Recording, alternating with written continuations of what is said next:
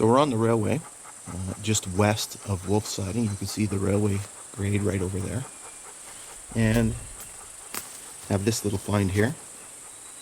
This is what used to be the base of a telegraph pole.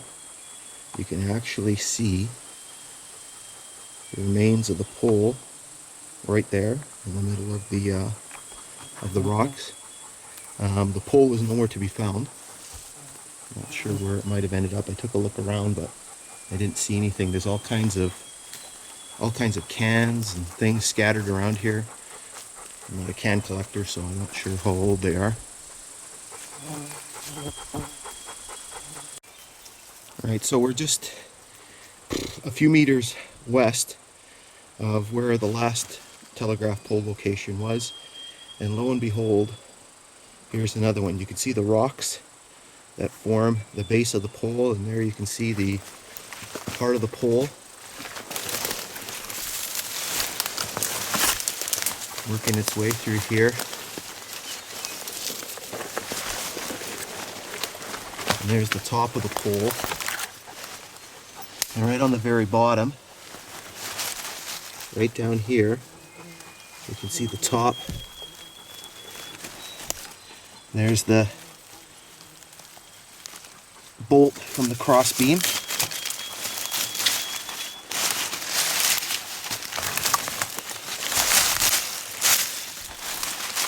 But no insulated.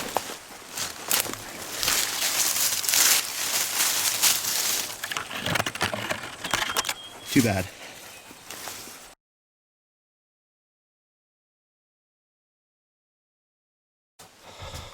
So we're back here again. We're just west of Wolfe Siding again, and we're standing in a little creek. And what we have here is the remains. Very difficult to see from this side. We have the remains of what appears to be a wooden culvert. The grade is just up over there. And what we're going to do is we're going to hop over and take a look at the other side. So we're up here on the grade, and you can see the south side a little bit better. So this is the top view.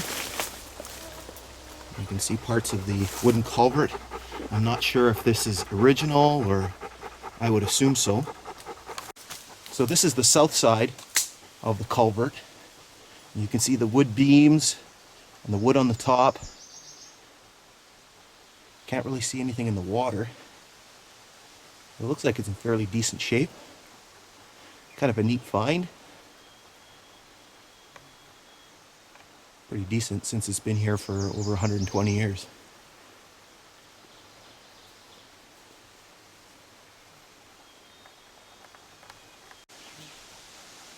So we're back on the grade here, just west of Wolfe Siding again. You can see the grade here. It's kind of a bit of an open area. And what we have here is a neat little find.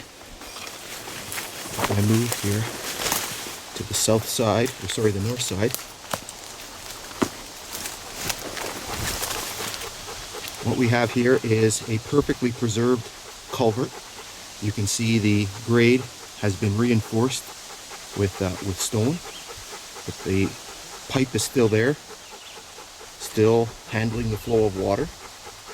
We're going to jump over to the south side. So we're making our way to the south side. And you can see the culvert there.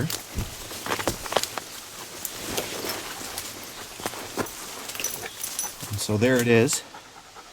You can see the rim of the culvert. You can see some sediment inside. And as I indicated on the north side, still functioning, still working properly, which is amazing since it was installed probably 1890, 1891.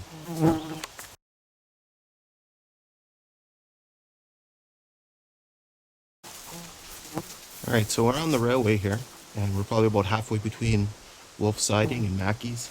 And what we have here in this area is a particularly large embankment. You can see the elevation. At this point, we're probably about 20 feet or so, 15 feet above the level of the ground. And we'll continue walking and it gets even higher. You can see how grown in this section is. Makes it very difficult to walk. And this isn't even the worst of it.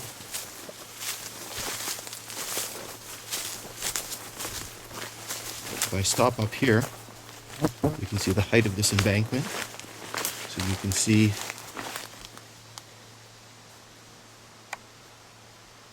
the topography down there. Probably in this spot, we're probably in the neighborhood of at least 20 feet up. Very pretty view. Must have been really nice when they came here with the train.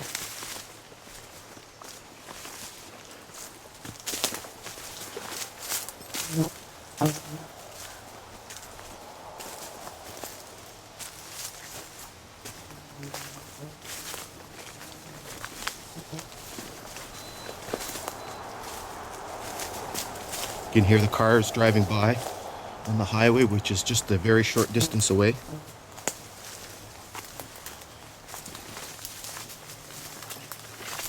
And right here we have a bit of a sag. And so what I'm going to do is I'm going to go take a look and see if we've got the remains of a culvert or something down there. Alright, so I went down and took a look. If there was anything underneath this sag, most likely a culvert, what it looks like. It has collapsed and you can't really see anything. Did find a couple of neat things. These look like pieces of coal, or what appears to be coal, particularly this one. Feels pretty light and has that black sort of appearance like coal does. And so this embankment continues on for a little bit. Like I said, you can see how high it is. It was quite the ordeal getting down.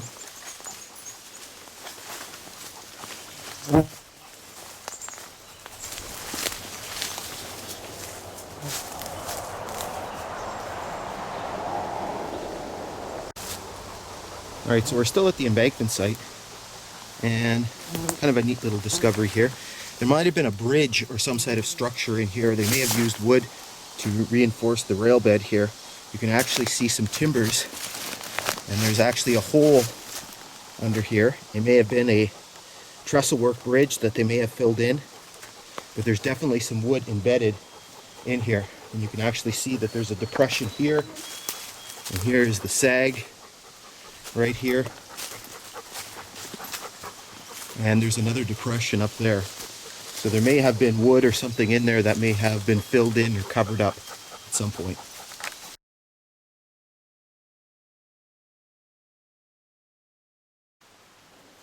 So we're back here again, about halfway between Wolfe and Mackey's, and this is the location. You can see the grade up here. It's very heavily grown in, so I can't really get close to the end part. But what we have here is we have a bridge crossing. So you can actually see some remains of the bridge. I'm going to maneuver myself into a better position here. Alright, so we're here, and you can actually see a piece of wood here at the bottom. I don't know if that would have fallen through. And you see some more wood located over here. So you can actually see the creek passing through. I'm going to move myself a little bit farther so we can actually see the opening itself.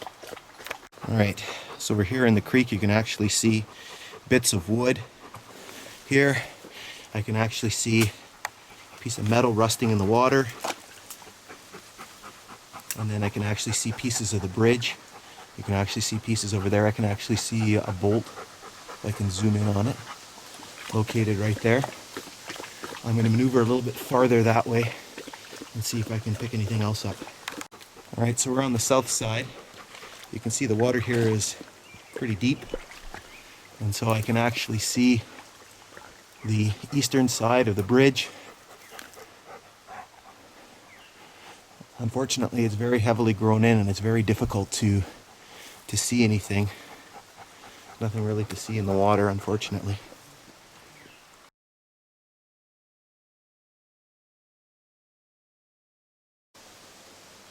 So we're once again here. We are just west of Wolfe, probably about halfway between Wolfe and Mackey's.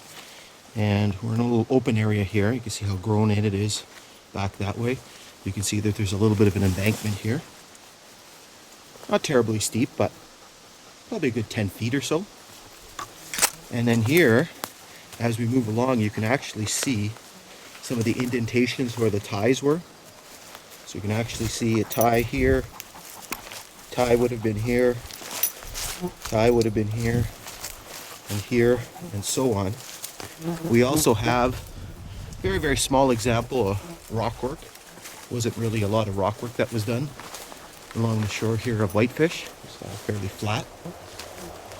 So just a small amount of blasting. Obviously, they probably blasted out this little ledge of rock. Once again, you can see the indentations from the ties. You can actually see the pattern working its way up here in the moss-covered ground. Some of the rock that would have been blasted here would have been used to make this little embankment. You can see one sticking out up there. Some more right here.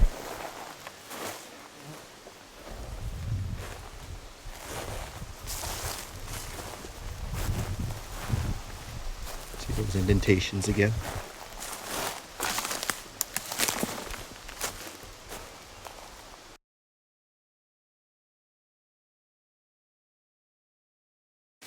Right, so we're just west of the last little rock cut that we take. And seems like I'm having a good day finding these. I found yet another telegraph pole. You can see the rocks that they use for the base, and you can actually see the pole sticking up out of the ground. And so if we make our way over here, the pole is in awesome condition. I think because it was sort of elevated off the ground.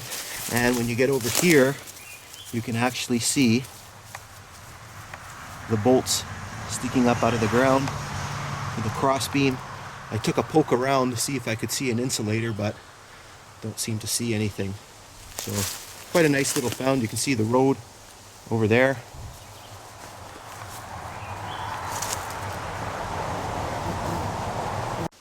So we're here on the grade just east of Mackey's, just a short distance from the road, which you can see over there. The grade continues that way.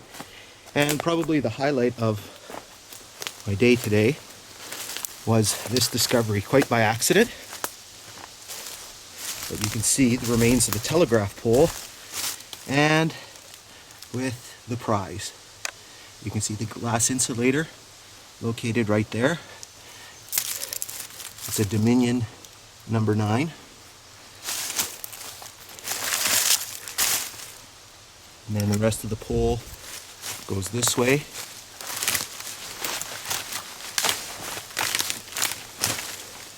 All the way up into the trademark pile of rocks, which it was sitting in. So this is quite the interesting discovery. I'm very excited to take one of these few relics left of the railway and get it into a museum. Alright, so we're still here just east of Mackey's, just a short distance away from the insulator site. And here we go again. Today must be a really good day for telegraph poles. So here's the base, and for some reason, I don't know how it snapped off, but there's the pole.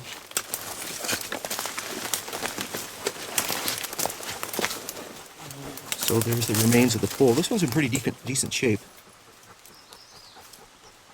I don't see any insulators, mind you. I didn't really dig in the ground. They might be around somewhere. But this is a pretty neat find. Just a short little distance away from the road.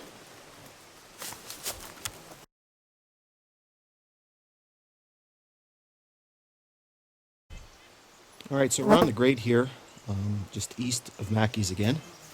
And we're at the crossing of a little stream or a little creek.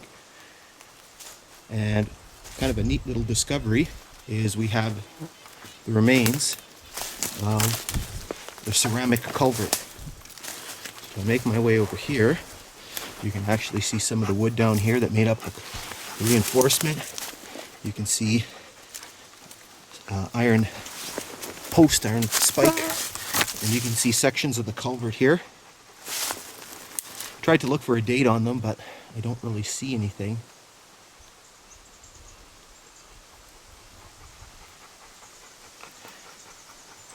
And then there's more remains. If we work our way back this way onto the south side, you can see a bit more wood here. So down here you can actually see the wood that lined the opening. You can see sort of spike or bolt there. You can see parts of the culvert.